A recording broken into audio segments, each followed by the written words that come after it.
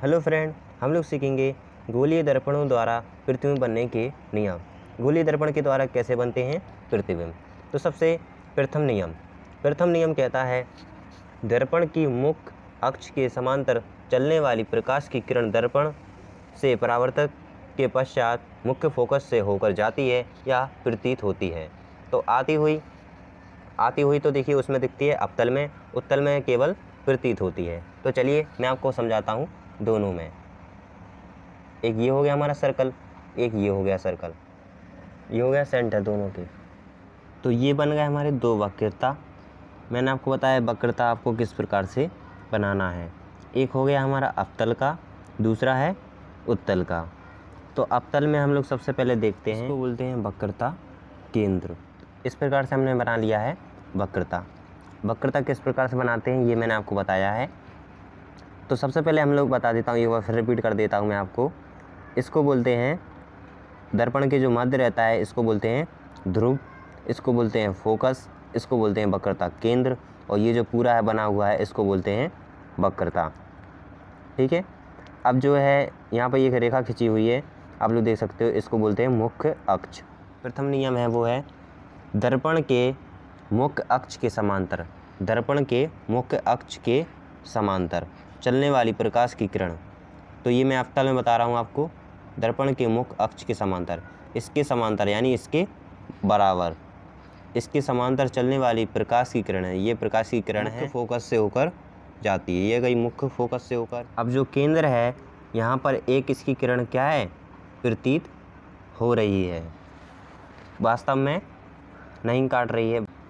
उत्तल में होगा कि यहाँ से आएगी एक वस्तु की किरण मुख्य अक्ष के समांतर। यहाँ पर मैं एक मुख्य अक्ष बना देता हूँ इसके समांतर। तो मुख्य अक्ष के समांतर चलने वाली प्रकाश की किरण परावर्तित के बाद, अभी यहाँ से आई है किरण तो इस साइड तो जाएगी नहीं, क्योंकि इस साइड क्या है पॉलिश है। तो इसकी परावर्त कहाँ होगा, यहाँ होगा। और यहाँ पर है फोकस, यहाँ फोकस है तो यहाँ पर क्या आभास होगा, यहाँ पर हमें प्रतीत होगा। किस में होगा, उत्तल में हमें प्रतीत होगा कि फोकस से होकर जा रही है, अवतल में हमें दिख रही है वास्तव में। ये हो गया हमारा प्रथम नियम। अब जानते हैं द्वितीय नियम। अगर आपको प्रथम नियम समझ में आ गया होगा तो आपको द्वितीय नियम भी समझ में आ जाएगा आसानी से। देखिए द्वितीय नियम में है दर्पण की मुख्य फोकस से होकर जाने वाली या मुख्य फोकस की ओर आने वाली प्रकाश की किरणें दर्पण से परावर्तित होकर मुख्य अक्ष के समांतर हो जाती हैं। प्रथम नियम में हमने जाना था मुख्य अक्ष के समांतर, लेकिन इसमें उल्टा हो जाएगा, फोकस से होकर जाने वाली प्रकाश की किरणें दर्पण से परावर्तित के बाद मुख्य अक्ष के समांतर हो जाती है। तो ये हो गई हमारी मुख्य अक्ष के समांतर, ये जो मुख्य अक्ष है इसकी हो गई समांतर किरण, और ये मुख्य फोकस से आती हुई दिख रही है। और ये दूसरी किरण कहाँ मिल रही है, वक्रता केंद्र पर। दूसरा नियम ये होगा, अब यहाँ से आ रही है किरण और यहाँ पर हो रही है प्रतीत कि फोकस से आ रही है किरण, और यहाँ पर परावर्तित हो जाएगी, क्योंकि यहाँ पर क्या है पॉलिश है, और पॉलिश को काटेगी नहीं, यहाँ पर केवल प्रतीत होगा कि ये किरण कहाँ से आई है फोकस से, और यहाँ पर परावर्तित हो जाएगी इस प्रकार से। और ये हो गया केंद्र। दूसरा नियम हमारा ये हो गया है। अब जानते हैं तृतीय नियम। मैं आपको परिभाषा बताता हूँ इसी की, तृतीय नियम की, कि दर्पण के वक्रता केंद्र से होकर जाने वाली या वक्रता केंद्र की ओर आने वाली प्रकाश की किरणें दर्पण से परावर्तक के पश्चात मार्ग पर वापस लौट जाती है, अपने ही मार्ग पर वापस लौट जाती है। ये तो काफ़ी ज़्यादा सिंपल है। इसकी जो गोलीय दर्पण प्रतिबिंब बनने के नियम है वो काफ़ी ज़्यादा सिंपल हैं।